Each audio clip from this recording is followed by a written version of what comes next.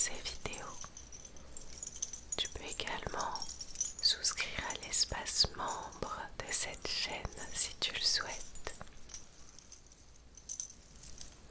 J'espère que tu passeras un très bon moment. Merci d'être là.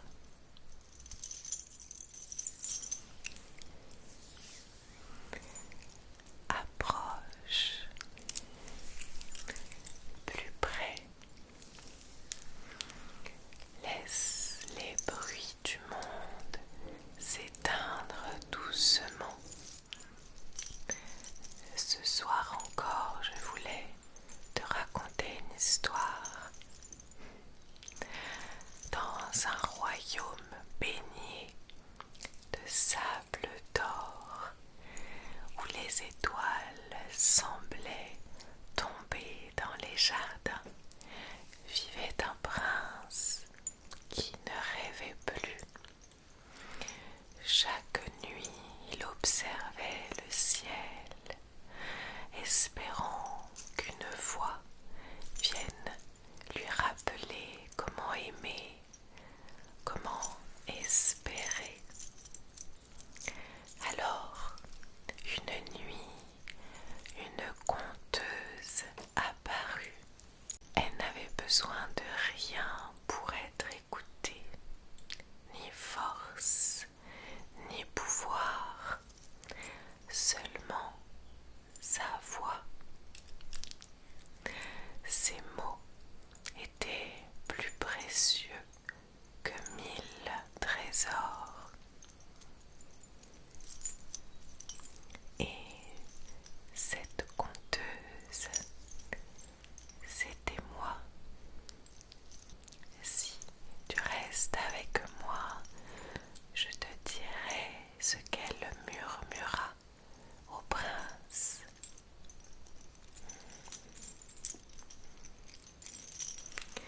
Écoute bien, car chaque mot est un fil qui tisse le destin.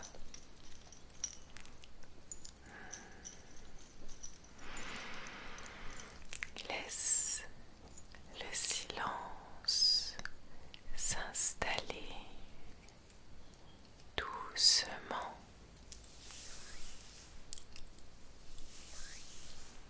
Sans le brusquer.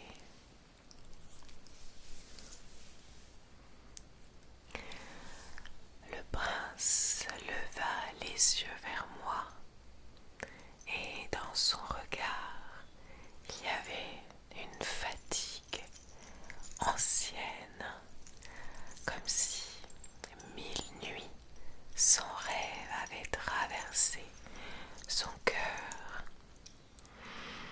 Une fatigue si profonde qu'elle semblait ne jamais vouloir disparaître. Alors, je me suis approchée lentement pour ne pas effrayer le silence. Chaque pas était comme une promesse. Prince, ai-je murmuré, les rêves ne disparaissent jamais vraiment. Ils attendent simplement qu'on ose les écouter, comme une voix oubliée qui continue d'exister quelque part. Il secoua la tête presque imperceptiblement. Je les ai oubliés, dit-il d'une voix brisée, une voix fragile, comme si chaque mot lui coûtait. Alors, je lui ai raconté une autre histoire. Il était une fois un oiseau fait de lumière.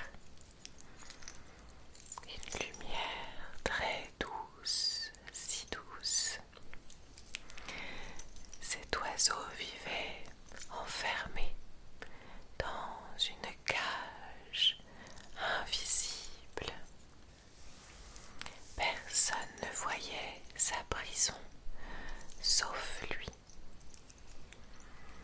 Et parfois, ce sont les prisons invisibles les plus difficiles à quitter.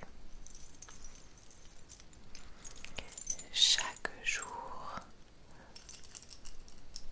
il battait des ailes, encore et encore, encore et encore, il battait des ailes, sans jamais s'envoler.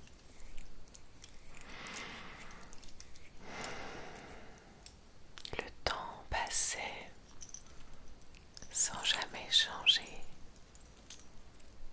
jusqu'au jour où il comprit quelque chose. La cage n'était pas faite de barreaux, mais de toutes ses peurs. Une peur silencieuse, discrète mais puissante.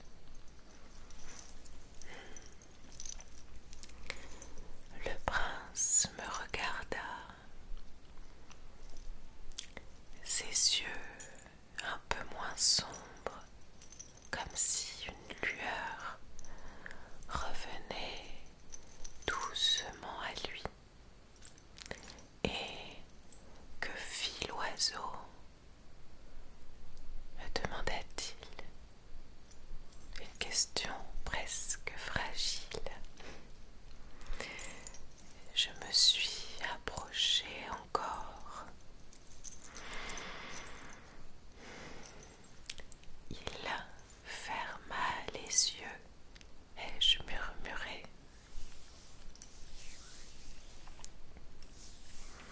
et il sauta, et sans savoir ce qu'il allait trouver, sans aucune certitude, juste un choix.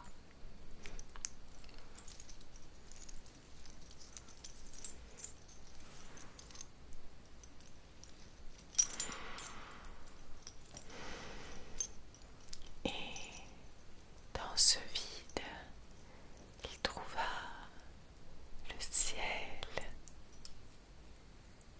Le ciel. Le ciel n'était pas ce qu'il imaginait. Il n'était pas loin ni inaccessible. Il avait toujours été là, autour de lui et en lui. L'oiseau ouvrit ses ailes lentement pour la première fois, sans résistance, et il sentit la légèreté. Pas une légèreté bruyante, pas une liberté éclatante, mais quelque chose de doux, de calme,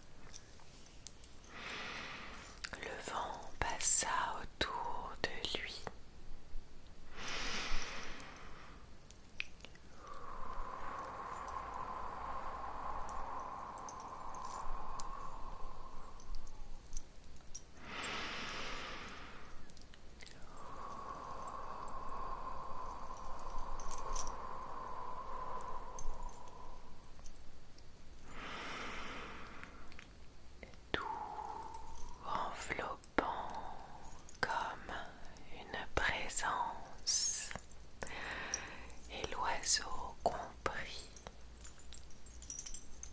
que la liberté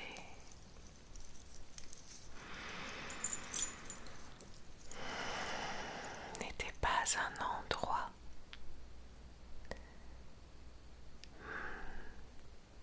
mais une sensation à l'intérieur de soi. Un relâchement, un instant où l'on cesse de lutter. Alors il cessa de se débattre complètement. Et à cet instant, il ne tomba pas, il ne perdit pas, il flotta dans le ciel simplement, un instant suspendu.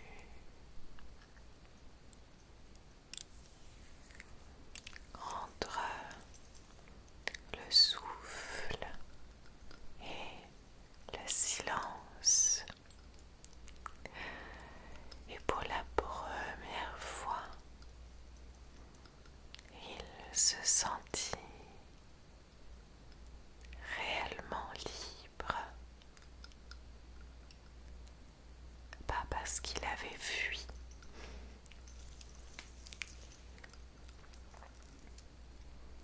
mais parce qu'il avait compris que rien ne le retenait, rien ne le retenait, sauf lui-même.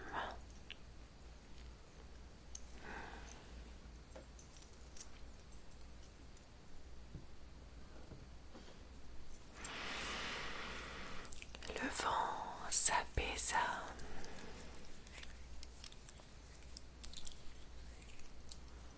et l'histoire retomba doucement comme une plume.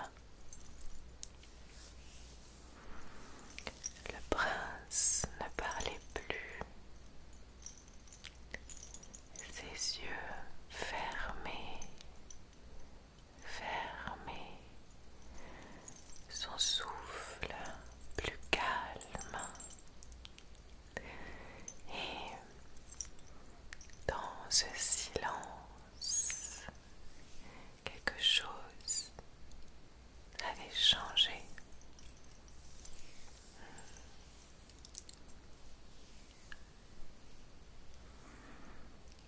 Pour que le sommeil vienne le retrouver, très doux, sans effort, sans lutte, comme l'oiseau, il avait appris à se laisser porter. Alors les nuits passèrent doucement, les unes après les autres. Chaque soir, je revenais, toujours au même moment, non pas pour sauver le prince, mais pour lui rappeler qu'il savait déjà comment faire pour